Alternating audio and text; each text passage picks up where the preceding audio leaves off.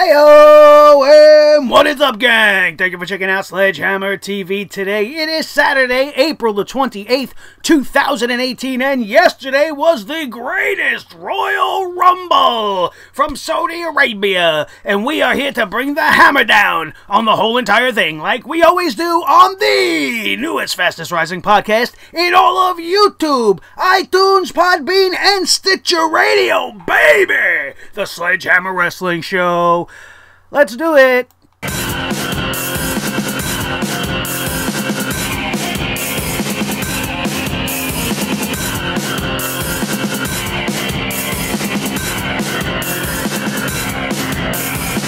Sledgehammer Wrestling Show.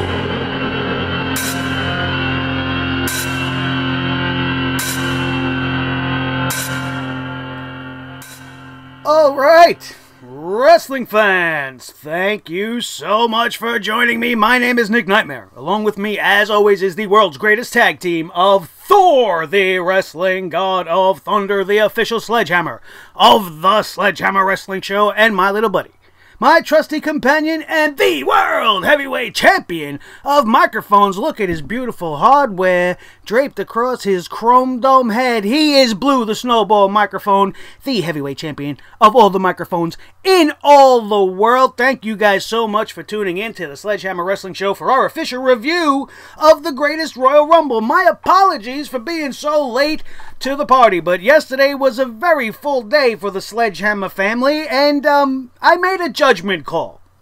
I woke up early yesterday morning and I perused the movie times for the Avengers Infinity War. And there was a showing in my area at 10 a.m. and I jumped on it. I got myself a ticket and I enjoyed myself the Avengers Infinity War. And Thanos demands our silence. So as much as I wanted to sit here and talk about it with you guys as soon as I came home, I will not do that. I will heed the warning of the very, very deadly Thanos. It was a fantastic movie. You guys got to go see it before some jerk-off ruins it for you. It was absolutely amazing. So I did that. I got home. I fired up the Greatest Royal Rumble. I was about an hour already in, so I was far behind. And then by the time I got to finish it up, we had to go to our best friend's house, Mr. and Mrs. C. We went to go see Little Anthony, and we spent the night there. We had some fantastic pizza. We had a great night with some great friends. Watched a little bit of NXT on the TV just because. And, you know, so we didn't get the review up in time. So my apologies for that. But here we are. It's Saturday morning. It's bright and early. I got my coffee. We got the hammer. We got the champion of microphones and the legendary Nick Nightmare to bring to you our review of this ridiculous show. And I call it a ridiculous show not because of the quality of the show. The quality of the show was actually very, very good. The first couple of matches on the card, really nothing major happened. No real big surprises. WWE went with the safe and predictable outcomes in almost every single matchup here. But the story of this entire thing to me is I don't understand the point. Obviously, they're trying to establish some sort of relationship in the Middle East with the Saudi Arabian government, and they have some sort of a contract now with them, and they're going to do shows in that region maybe once a year for the next decade or so, and this was just something of a thank you, maybe, or to show them what they could bring to the table, show them that they're a money-generating machine wherever the WWE goes. Tourism and money and everything follows them around. So, I mean, if this was just a political maneuver or a business maneuver, it seems like it didn't really need to happen, especially since by the end of this whole entire show, nothing happened. Nothing happened. Nothing that we even expected to happen happened. We were calling this show the Great Roman Show. I was calling it the Roman Party, the Great Roman Rumble. We had all these nicknames because we all assumed that Roman Reigns was getting his coronation here. That the crowd would be much more receptive to Roman Reigns beating the Beast inside the steel cage. But we didn't get that. So what was the point? Why did we have to see this match again? It was an unnecessary rematch that was undeserved. And then he didn't even win. Again, the WWE just not pulling the trigger on giving this man the belt. I need this to be over now. This can't go on. This Roman Reigns push to the title has to end now. But there is a window, there is an opportunity here with how that match ended for the WWE to extend this shit and kill us with this even further. Is there going to be a rematch for Roman Reigns in the future due to the way they both exited the cage? Nobody's feet hit the floor. That's the rules of the match. Your feet have to hit the floor, not your back, not the majority of your body, not your 2 knees equals 1 feet or whatever the fuck Corey Graves was saying. That's not what happens in a steel cage match. The first guy that rolled off and stood up on his feet would essentially be the winner of the match. Brock Lesnar's feet did not touch the ground because the fencing of the cage kept his feet elevated off the ground. But they gave the win to the Beast Brock Lesnar. What is their plan? This has to be over. But now there's controversy in the finish. Maybe it wasn't supposed to happen that way. Maybe Brock was just supposed to win. But the way Roman rolled off the cage, there is definitely something that they can do. Something that happened in this scenario they can use to their advantage and give this match one more chance. Samoa Joe ended up being right. The Beast Brock Lesnar ended up defeating Roman Reigns once again in a very controversial finish, which only made me sick to my stomach. The match was stupid. The match was ridiculous. It was F5s and Superman punches and spears inside of a steel cage. Roman almost winning on multiple occasions, and then Roman spearing Brock through the cage, which would have been a great spot if it didn't now cause some sort of a controversial ending. I guess it just wasn't executed to the best of their ability, and it caused for this little rift at the end where the announce team was just fumbling all over themselves trying to explain the situation. It was absolutely terrible. But the fact that they didn't do it and they didn't give it to Roman means what the hell was this whole show all about? Every wise-ass, smart-ass podcaster, myself included, said this show was only assembled and put together so that Vince McMahon can coronate Roman Reigns, and that didn't happen.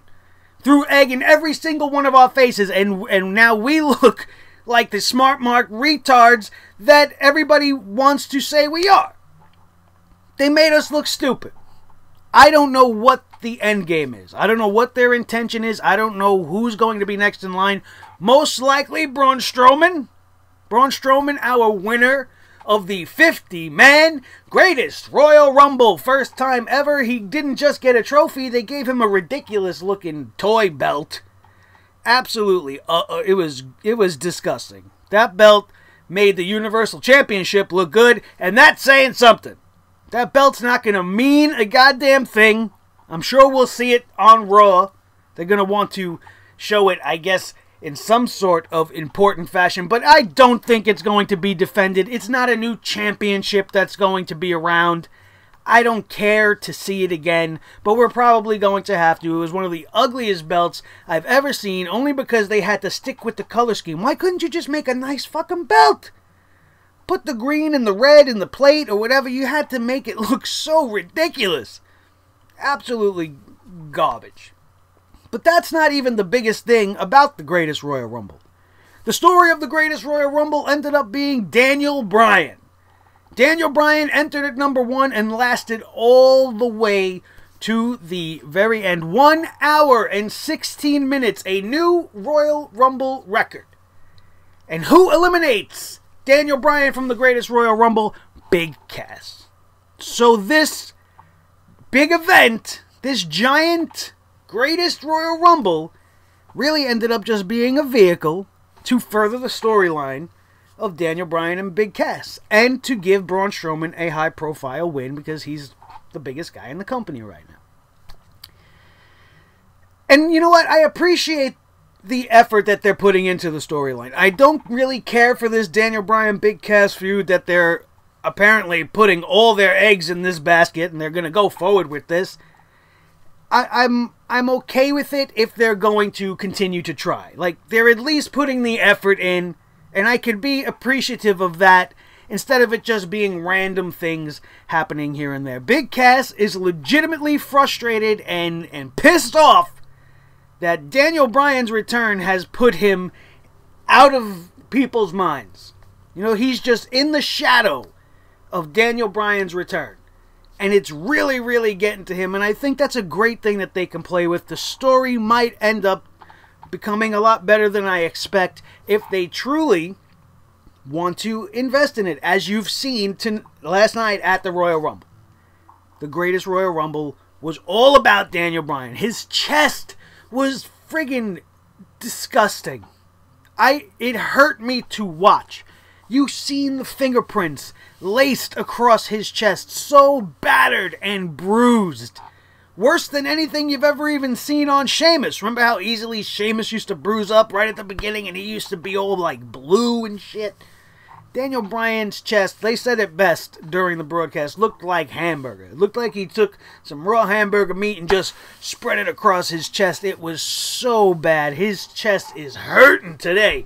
I guarantee you that. Daniel Bryan with one of the greatest performances I have ever seen. And one of the funnest things about the Greatest Royal Rumble was seeing Daniel Bryan and all the prospective opponents that he could light it up with. There were so many people that came into that ring on that night that had a face-off or an encounter with Daniel Bryan. That is something I would love to see more of. Daniel Bryan and Chad Gable. Daniel Bryan and Dolph Ziggler opened this thing up and they were doing fantastic. They were doing an absolutely fantastic job. Let me pull up the Royal Rumble list. We had so many great names across the ring from Daniel Bryan before this was all said and done. Most especially a guy like Roderick Strong, who did most of the damage to Daniel Bryan's chest, just absolutely lighting him up like a candle in the corner with vicious chops over and over again, which is the result, as you've seen, as Daniel Bryan's chest, like I said, was just, absolutely terrible. Daniel Bryan versus Bobby Roode. Tyler Breeze didn't even get in the ring.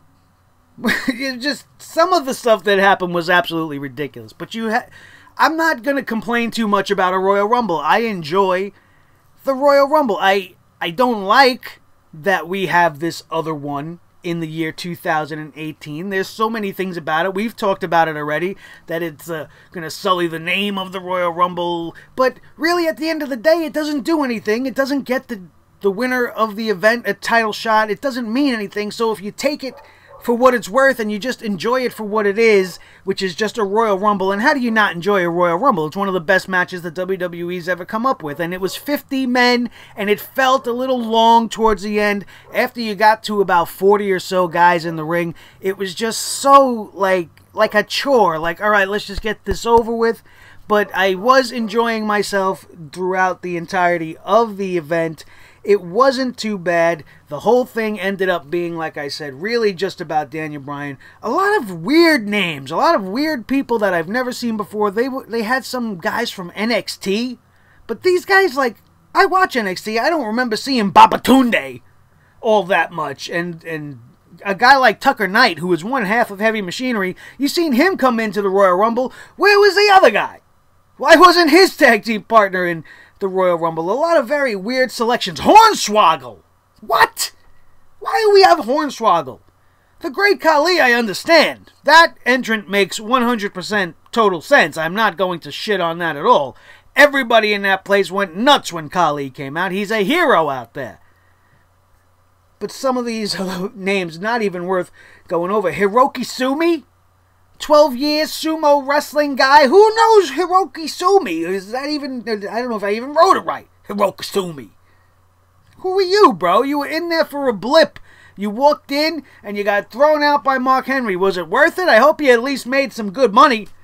Same could be said for Mike Kanellis. I don't know what the fuck Mike Kanellis was doing in the Greatest Anything. Nobody knows who he is. Nobody cares who he is. He made a little bit of a splash when he came in. He got his girl pregnant, and then he got hurt, and he had his rehab, and now he's back. Nobody knows who he is. You've done nothing to build him up, but you think he deserves a spot in the Greatest Royal Rumble. You didn't have a spot for... Oh, God. I just lost it. I forgot who I was going to say. But, oh, Sami Zayn. Sami Zayn wasn't in the Greatest Royal Rumble, but Hiroki Sumi is, and Mike Kanellis is, Hornswoggle is, Primo. We had to get Primo Cologne in there. Maybe he's got a timeshare out there in Saudi Arabia he's trying to sell. What other reason would he have for being there? They don't even use him on TV. Sin Cara. Nobody really cares, but he was actually pretty impressive in his stint here. Rey Mysterio probably got the biggest pop of the night. Apollo Crews came out. Maybe my favorite moment in this entire Royal Rumble happened outside the ring and had absolutely nothing to do with the Royal Rumble, which was Titus World Dive. Titus Oniell giving the world the gift that keeps on giving. If you haven't seen it, it's all over. Go get your eyes on it and just watch it over and over and over again because it keeps getting funnier every single time I see it. And did the same thing to Corey Graves. And for the WWE to put focus on it and to continuously replay it and embarrass Titus Oniell over and over as he's trying to perform in the Royal Rumble was just, I think that's terrible. I think it's terrible that they did that. And it made it hard for Corey Graves to get his shit back together because it was one of the funniest things you will ever see in your life as he came running down to get him some in the Royal Rumble and tripped over his own big old feet and going head first underneath the ring. It looked almost like that's what he wanted to do, like that was his intention, but if you watch and you see his little trip up and then he goes to dive into the ring and misses and goes head first underneath, and it was the funniest thing. I think the best entrance into any Royal Rumble that I've ever seen. Everybody else, it doesn't matter. Nothing matters. We had Elias with a good showing. We had some new faces, some fresh faces.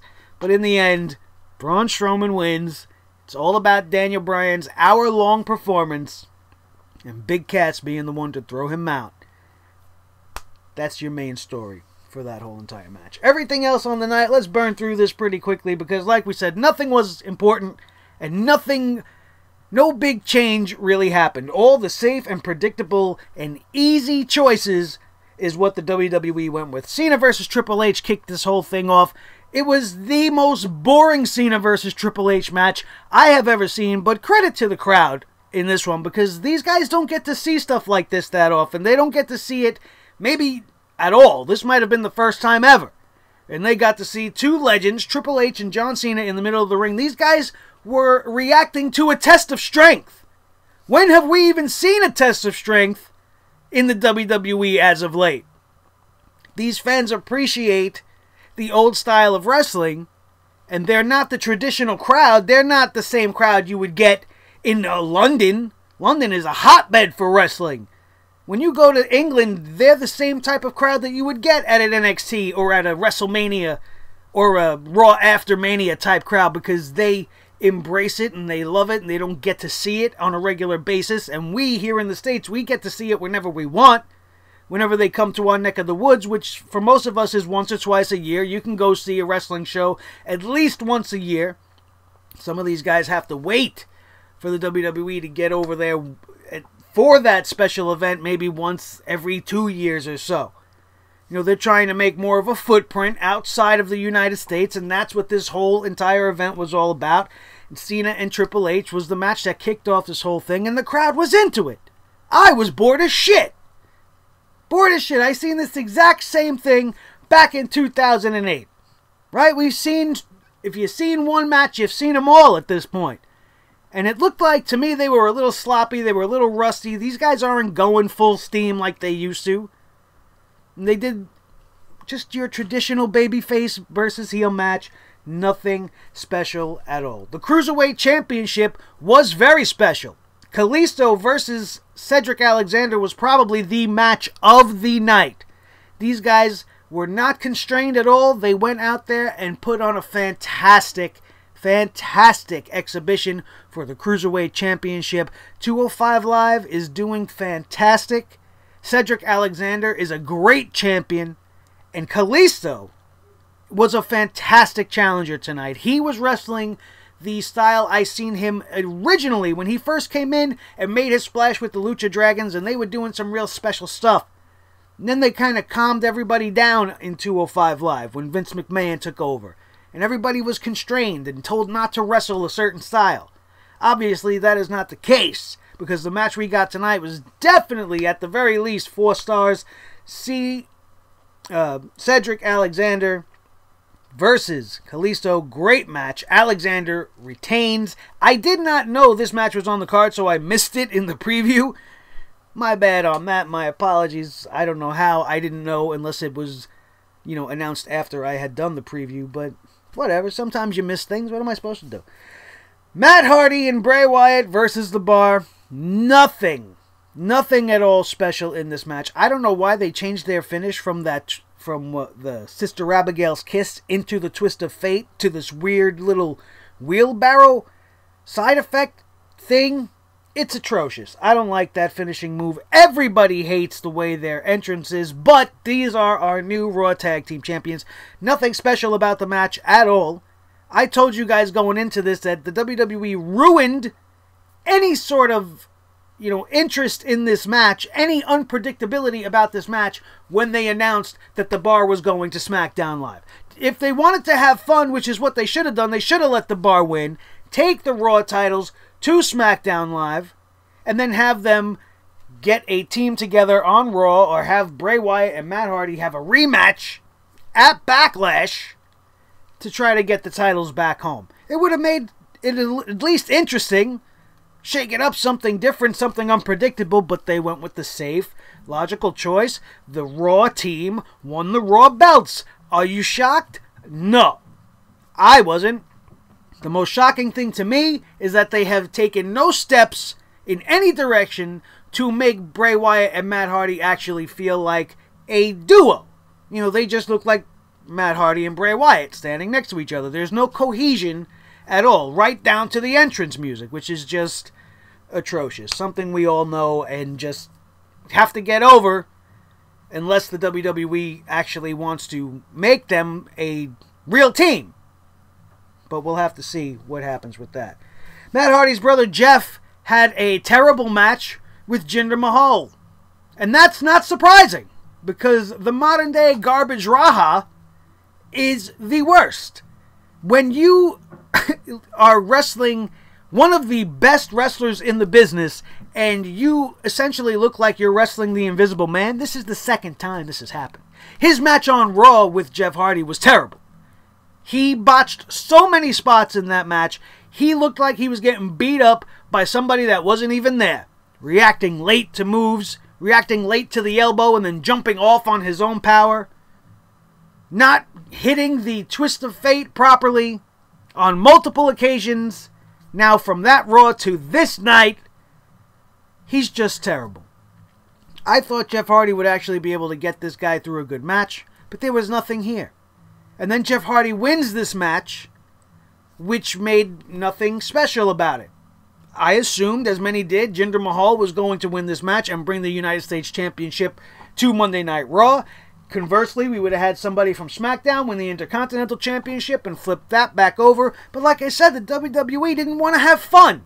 They didn't want to have fun. You got John Cena coming out telling these little kids, what's it all about? Fun, right? But they're not having no fun. They're just doing the very, very basic that they could do. Up until this point, I was kind of bored. Other than the Cruiserweight match, this was like, alright, let's just get this over with. It wasn't any better, as we had the Bludgeon Brothers versus the Usos, which I thought, again, was going to be a showstopper of a match. But they didn't really give these guys time.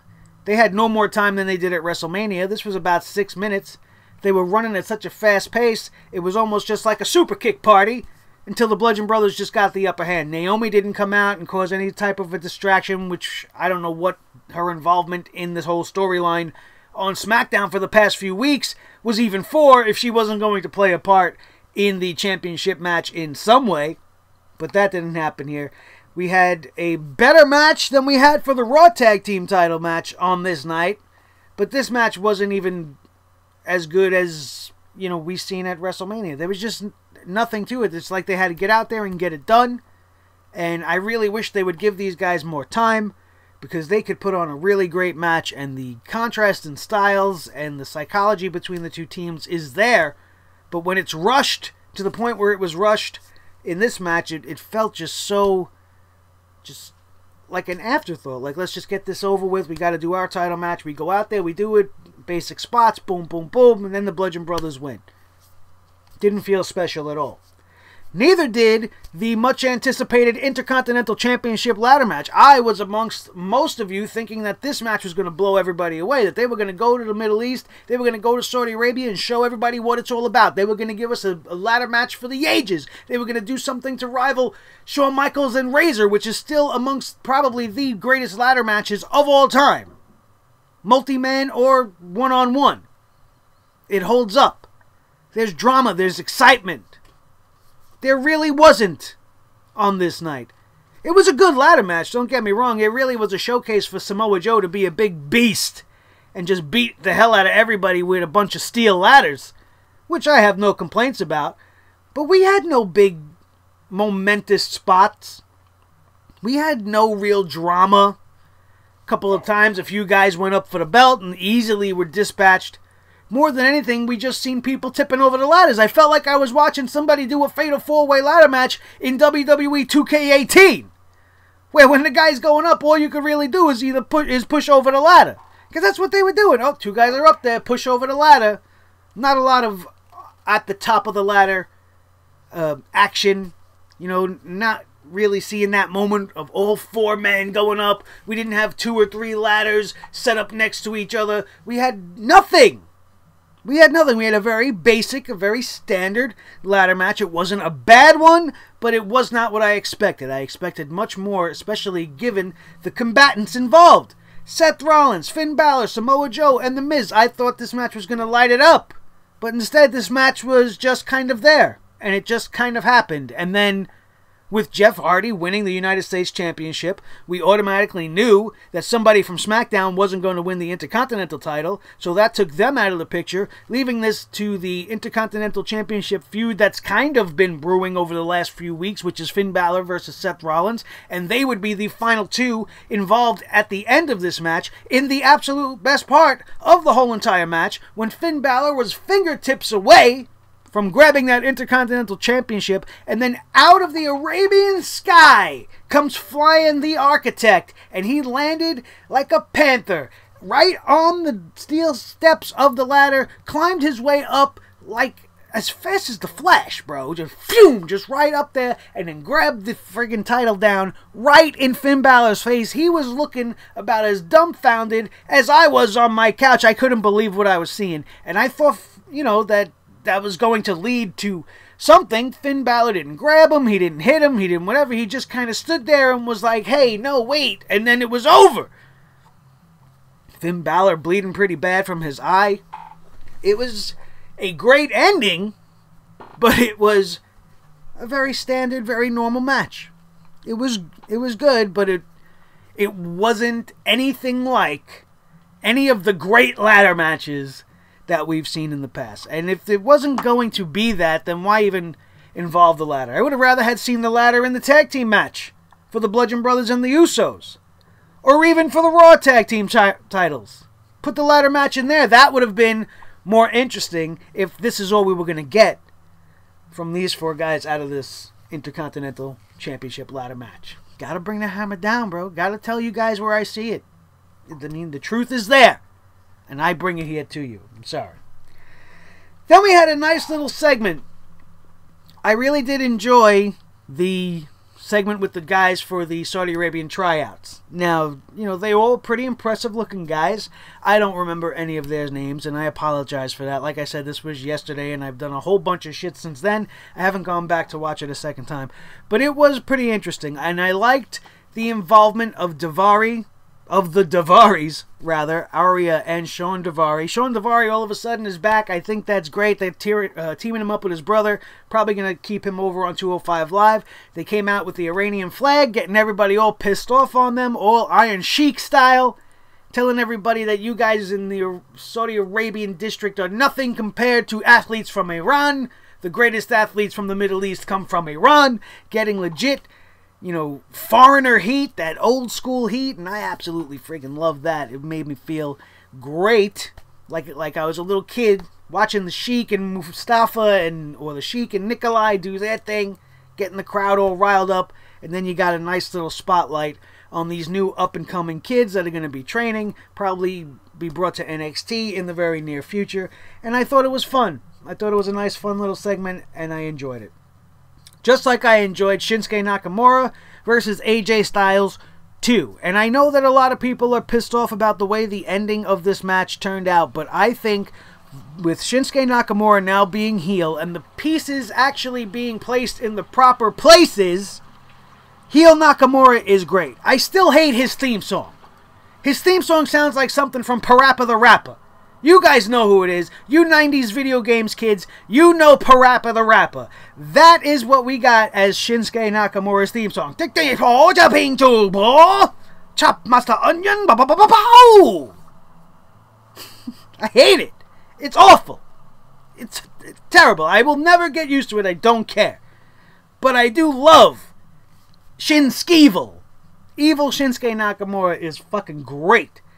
And he should be called the King of Ball Style from now on, since all he wants to do is give people some low blows every time he gets in the ring with them. But it was fantastically done. This match was way better, leaps and bounds above what they gave us at WrestleMania. I think you can give all of that credit to the fact that they're not two baby faces.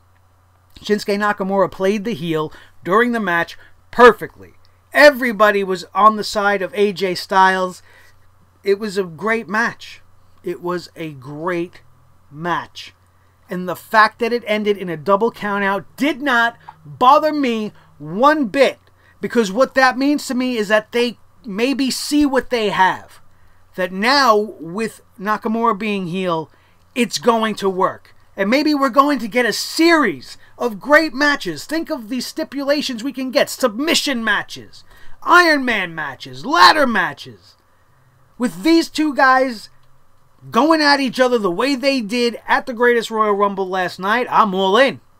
Not just all in for Chicago and Cody Rhodes and company, I'm all in on that. You can give me AJ and Shinsuke with this dichotomy between the two of them for the rest of their WWE careers. Just make them constantly be at each other's side or be on each other's case, a thorn in each other's side. That's what you want.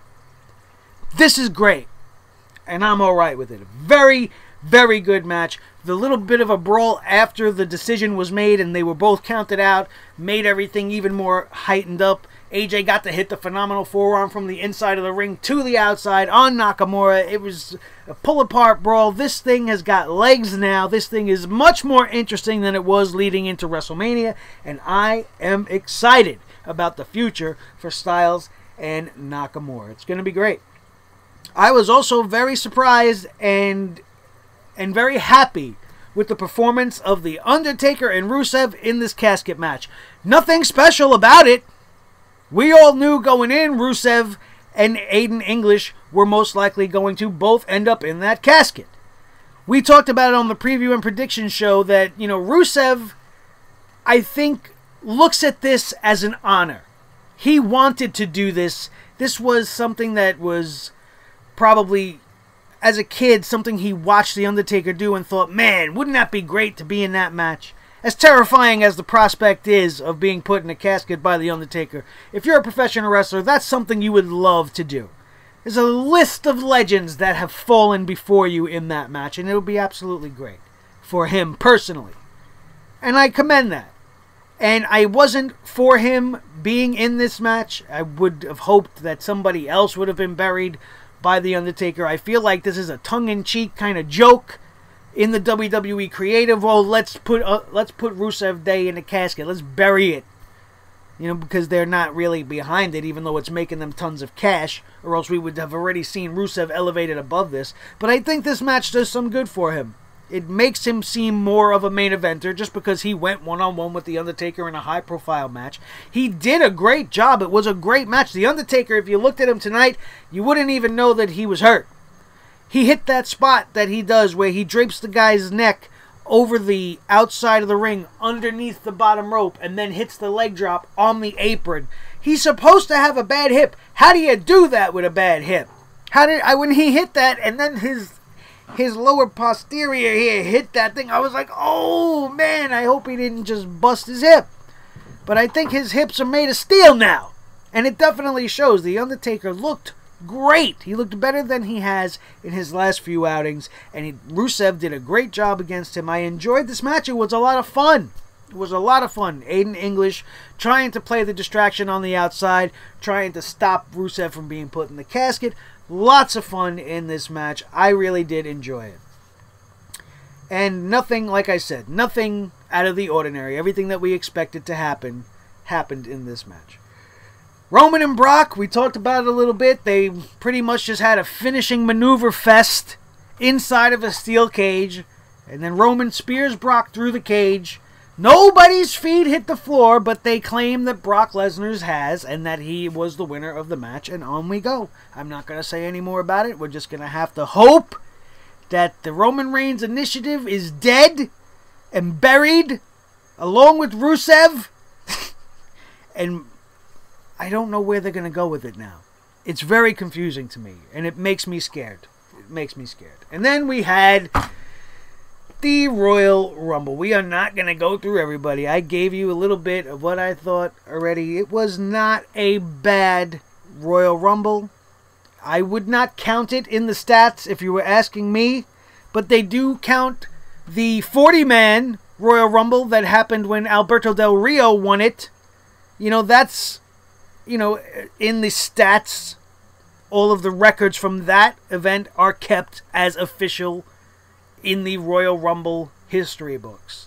And I think the WWE is going to add this to that. You're going to have no choice but to accept it. It has the name Royal Rumble in it, so it is a Royal Rumble, and everything that happened tonight will now overshadow everything that's happened before, like Daniel Bryan's new record of 1 hour and 16 minutes will be the official time for all Royal Rumbles, and it's just something we're going to have to get used to. I don't know if the Greatest Royal Rumble is going to happen every single year in Saudi Arabia. I don't know what the future of this contract that they have with them holds, if we're going to have just some special event once in a while. But listen, basically, we had a free pay-per-view, right, in the middle of nowhere, on a Friday afternoon following a WrestleMania that turned out to be a pretty good show.